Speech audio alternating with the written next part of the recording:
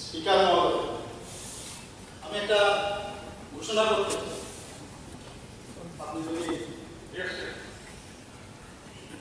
আমাদের সরকার ক্ষমতায় আসার পর মোট 3 কিস্তিতে আমরা কর্মচারী এবং পেনশনারদের জন্য ডিআরএস অ্যালাউন্স বা ডিআরএস লিভ ডিআর বলা হয়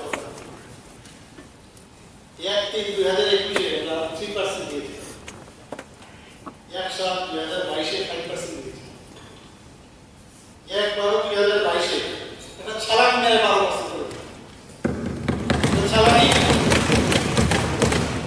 এবং এতে করে 20% দিয়েছি।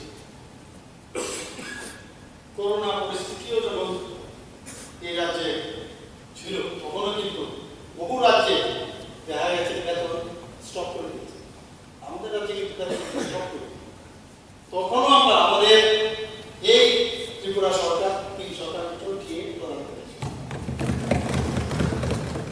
আমাদের এই সরকার cash in lieu of LTC, অনেকে এলটিসি যেতে হবে না তাদের পয়সা দেওয়া হয়েছে। আমি আবারও রাজ্য সরকারের কর্মচারী ও পেনশনারদের সাথে আজকে 5% দিয়ে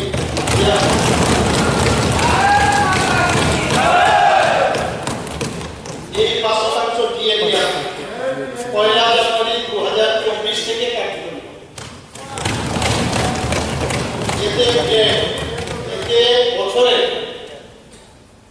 কত খরচ হবে? 500 কোটি টাকা অতিরিক্ত খরচ হবে। আপনি জানেন 1% বিল 5 দিয়ে দিয়েছি। এতে করে 1,932 জন কর্মচারী এবং 82,000 পেনশনভোগীরা এতে উপকৃত হবে।